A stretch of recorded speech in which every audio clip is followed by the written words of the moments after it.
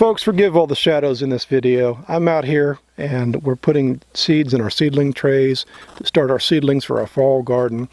And I wanted to talk to you about the importance of doing this, growing your own seedlings, and how it's going to make you a more successful gardener.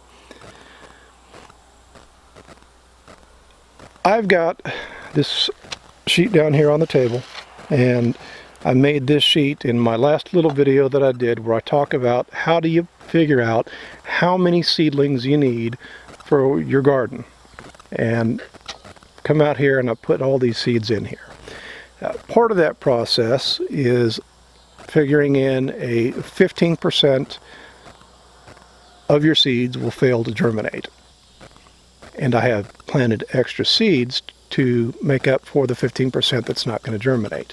I have also planted extra seeds, so when that seedling comes up, anything that is weak, anything that fails to thrive, anything that just doesn't look healthy is going to come out of my seedling tray, and it's never going to go to the garden. What this is going to allow me to do is take a seedling tray full of healthy, strong seedlings out to my garden, and I'm going to be able to plant every inch of available space with a strong and healthy plant. At the end of the year, my strong and healthy plants are going to grow better, they're going to produce more, and they're going to put more food on my table and in our pantry. And that is why I grow the Mittleider garden. Another reason that I'm growing my own seedlings is because I know what is in my own growing medium, and I know that I am not introducing disease, I'm not bringing aphids from the big box stores into my garden, and I know that the growing medium that I'm using does not contain any weed seeds.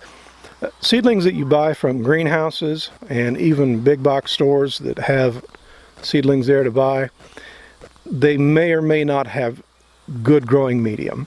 If they're using some type of a compost and one of the paid helpers has not composted aerobically correctly, that compost hasn't got hot enough to kill off disease, it has not gotten hot enough to kill off seeds. And if you grow your plants in that compost, or if they grow their plants in that compost, you bring it home, you put it in your garden, you have just introduced disease and weed seeds into your garden.